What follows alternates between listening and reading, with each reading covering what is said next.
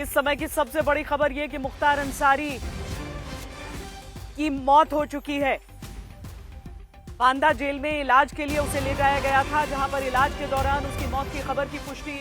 हो रही है। मुख्तार अंसारी आज रोजा खोलते समय बताया गया था तबीयत खराब हुई, दिल का दौरा पड़ने की बात हुई, हालत नाजुक बताई गई। बांदा के अस्पताल में ले जाया गया और वहां पर मौत हो चुकी है इलाज के दौरान मुख्तार अंसारी की। पता नहीं इसकी मौत का कारण क्या है, ये तो मेडिकल एग्जामिनेशन ही बता पाएगा, टीम ऑफ डॉक्टर्स ही कर पाएंगे। लेकिन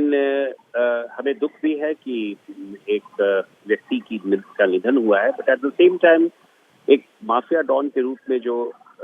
मुख्तार अंसारी का नाम हमेशा से पिछले कई वर्षों से हो रहा है और मैंने स्वयं एज ए पुलिस ऑफिसर देखा है, सुना है और उसका सामना किया है, तो एक निसंदेह एक बहुत ही दुखद रूप से उसकी मौत हो रही है या जो भी कंफर्मेशन आएगा। तो मैं अपनी संवेदना भी प्रकट करता हूं, but at the same time इस बात के लिए भी कहता हूं कि उसने अपने समय में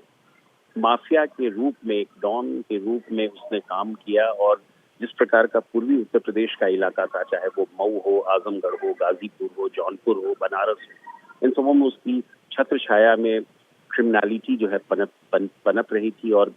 मैंने स्वयं देखा है कि किस प्रकार उसे पंजाब में कई महीनों तक रखा गया और हम लोगों ने कई बार प्रयास किया कि उसे पंजाब से उत्तर प्रदेश लाया जाए, क्योंकि उत्तर प्रदेश में उसका ट्रायल होना था। हमने मुख्य सचिव को पत्र लिखा था, डीजीपी को पत्र लिखा था और अंततोगत्वा उत्तर प्रदेश पुलिस को ये सफलता मिली कि वहां से उसे लाया गया और उसका ट्रायल चला। अभी हाल ही में उसका कन्विक्शन भी।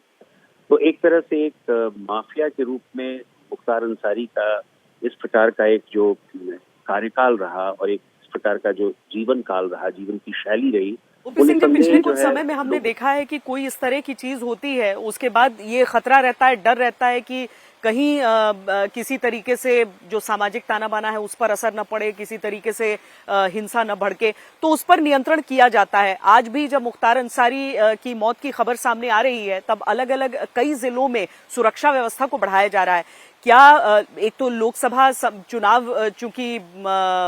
उनकी बस शुरुआत होनी है, दूसरा रमजान का महीना चल रहा है, क्या आपको लगता है कि इस समय अतिरिक्त ध्यान देना होगा? क्या किसी तरह की गड़बड़ी हम सोच सकते हैं? देखिए, पुलिस प्रशासन जो है हमेशा चैतन्य रहती है और हमेशा वो सतर्क रहती है और जैसा मैंने सुना है कि उत्तर प्रदेश के डीजीपी ने इस प्रकार के अलर्ट्स भेजे हैं उन जगहों पर, उन क्षेत्रों में, उन जिलों जनपदों में, तो इस बात की संभावना हमेशा रहती है कि कुछ न कुछ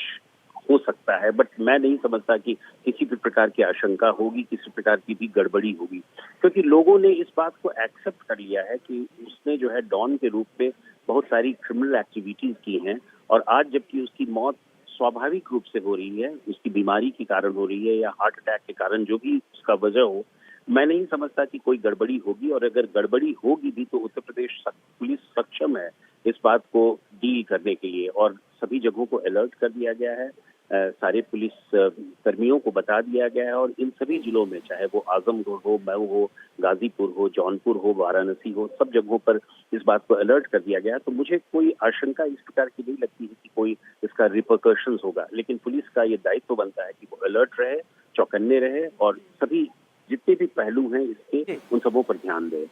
बहुत शुक्रिया ओपी सिंह जी, हमसे बातचीत करने के लिए। उत्तर प्रदेश के पूर्व डीजीपी हमसे बातचीत कर रहे थे।